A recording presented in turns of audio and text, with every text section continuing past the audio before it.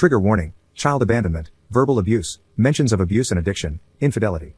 My wife, 26F, and I, 28M, have been together for 10 years, and married for 4 of those. My wife is pregnant with our first child, a boy, and she is due in early July.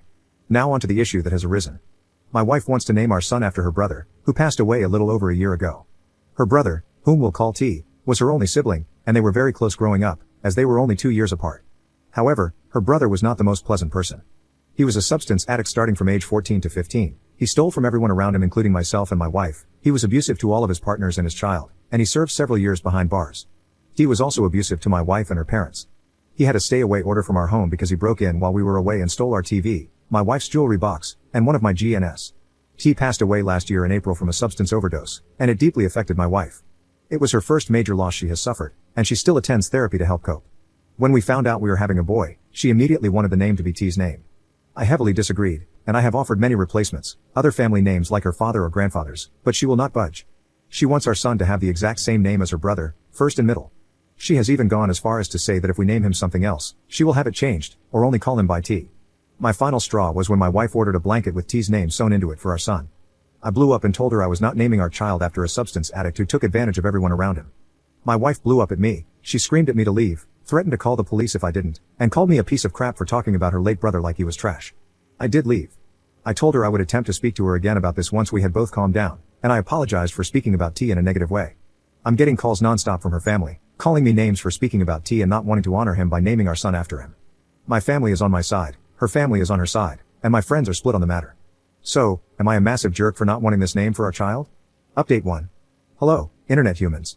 Not sure if any of you remember my first post a few months back, but I just logged on and saw I had a few messages, so I figured I would post an update. So, if you recall from my first post, my wife and I were expecting a baby boy in early July, and our conflict was occurring over my wife wanting to name our son after her late brother. We got into a huge fight, some names were called, and threats were made, which led me to this subreddit to ask for advice and opinions from internet strangers. Well, a week after the post, I sat down with my wife, and we had a very long and difficult conversation. She broke down and admitted she was struggling more than she let on with the loss of her brother, and she told me she felt uncomfortable talking to me about it due to my feelings towards him and how he lived his life. I was devastated, to say the least. I have never felt like such a horrible partner. I was selfish, I failed to see him as anything more than his mistakes, and I failed to support my wife through his passing. It was a long talk with lots of tears, and we both agreed to be more open in the future and less judgmental. We started attending therapy together less than 2 weeks after that, and we have been going ever since once a week. It was rough at first, but it has helped tremendously in dealing with the bumps in the road of marriage. As for our son, we came to an agreement on a name after lots of long discussions, a first name we both adored and her brother's middle name, just spelled differently. It was a good compromise for both of us, and it was my son's own name that no one before him had carried. We were both happy. Then, on July 3, 2022, my wife delivered a beautiful, healthy baby girl. To say that we were shocked would be an understatement. My daughter came home the next day, and since then I have still been in awe of how we created something so perfect. We didn't figure out a name until she was a week old, but I am happy to share that Eleanor Shea is what we came up with. We are still adjusting to life with an infant, but so far it has been nothing short of amazing. Thank you for your past advice, internet friends and strangers. Update 2. I'll posting in r/infidelity 1 year after the last update. I'm just here to vent my frustrations and scream into the void about my current situation. I can't talk to anyone in my personal life about this. My wife is cheating on me, she has been for the past 2 months. I just don't understand. I don't even know where to start to begin to understand. We have a beautiful home, stable careers, we're not financially struggling, no substance abuse, and we attend therapy together. Our daughter is healthy, perfect. Our 6-year wedding anniversary is 3 months from tomorrow. We've been together for 11 years. I have spent the last 2 days examining everything about us under a microscope, trying to find when it went wrong. Where did I go wrong? When did she become unhappy? When did this life, our life, become unsatisfactory for her? For her to step outside of our marriage with some random guy she met on Facebook? For her to throw our family away? I just don't understand. I found out on Monday, completely by chance. My daughter's tablet was out of charge, so I grabbed my wife's iPad so she could watch her nighttime videos and go to sleep. My wife isn't home right now, she's on a trip and won't be back for another 4 days. I keep hearing message notifications dinging on her iPad while my daughter has it, so I took it to turn it on silent, only to see a man's name I didn't recognize with a little winky face next to it. I went through everything. They've done it all, met up, spent the night together, went on dates, they even have a romantic cruise planned for next month. The same cruise she told me was a bachelorette trip with one of her friends. All of these outings that I encouraged. She told me they were with friends, and I encouraged her. I was so proud she was getting out there and becoming more social, since she expressed motherhood made her feel like a recluse. And after digging a little deeper, all of these new friends she's been out with don't even exist. All lies. They are characters she's created to continue her relationship with this man. I feel like a complete and total idiot. I never second guessed a lie she fed me. I gave her my 100% trust. We've been doing couples therapy for a year, we communicate, we go on dates, we give each other gifts, our bedroom life was great.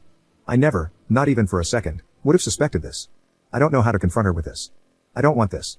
I don't want to split up our home. But I know that this isn't something therapy can fix. I know myself well enough to know I'll never be able to trust her again. Do I just let go? Let her go be with this man who clearly makes her happier than I can? My entire existence is intertwined with her. How do I even begin to untangle that and separate? I have 4 more days to sit and overthink this. I genuinely don't know what to do. Update 3.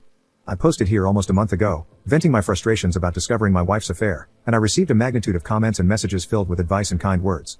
For that, I thank everyone who took the time to comment or write to me, and I'm sorry for anyone who related to my situation.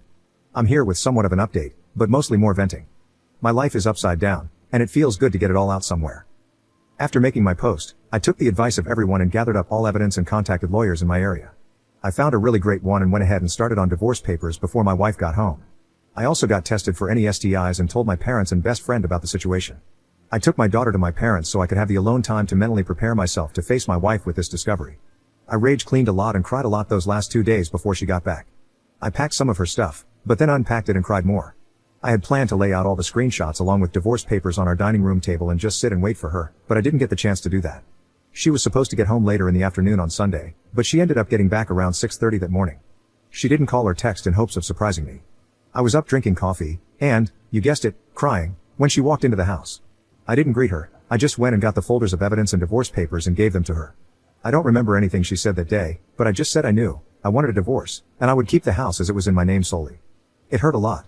I wanted to hug her, but also scream at her. There were lots of tears from her and lots of yelling at me. I didn't say anything.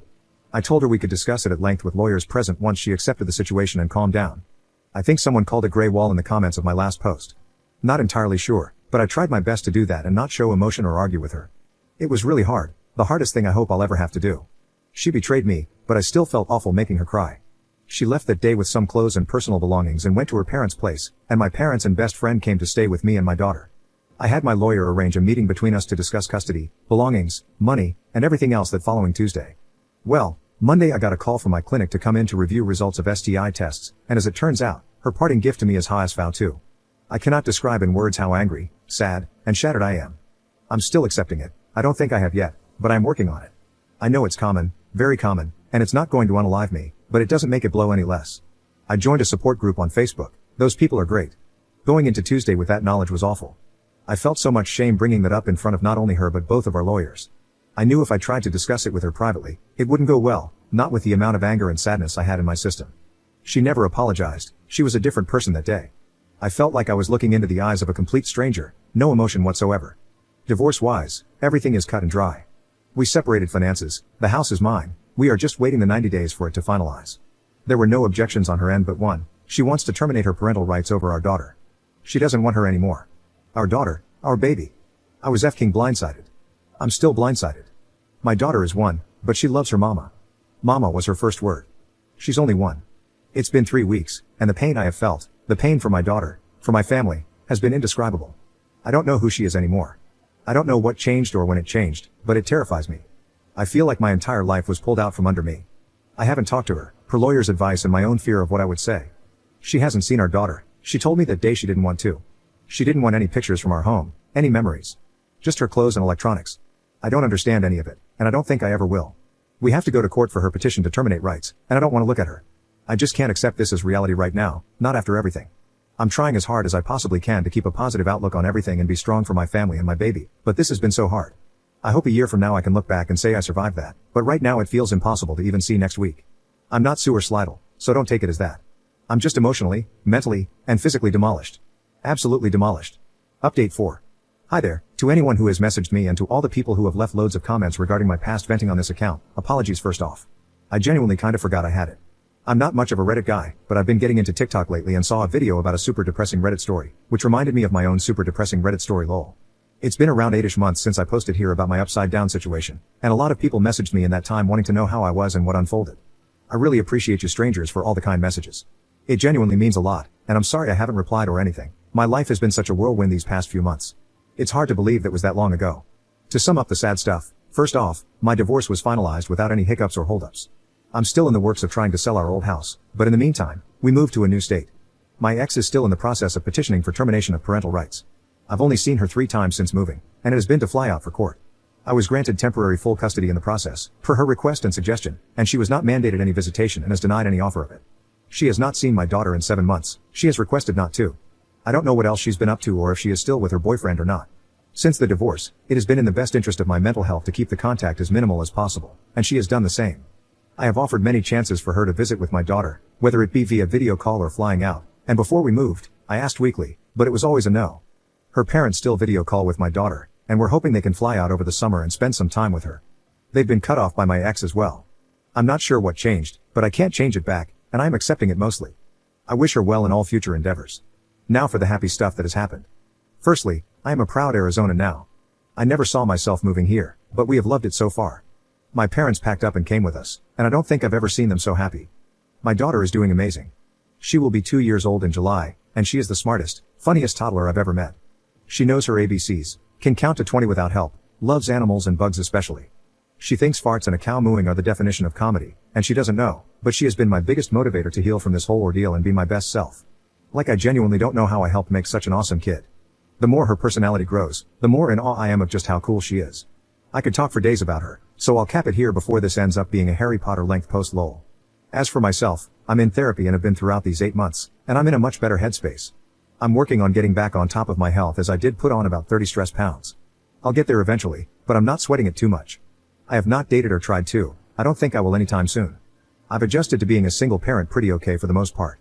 I credit that to my family and friends more than anything because they have been a huge support system throughout this. There are still really hard moments that have happened, and I know there are more to come, but I will roll with it just as I have this and hope to come out on top. This is not the end of the world for me even if it feels or felt like it in the moment. The sun will rise tomorrow, birds will chirp, and all will be well. Thanks to my therapist for that, those 2 sentences have helped me immensely. Sorry this ended up being so long, I should really pick up journaling. Maybe a blog or something lol. But thank you again to everyone who took the time to give me advice in the hardest time of my life, and thanks again if you read this. I genuinely appreciate it.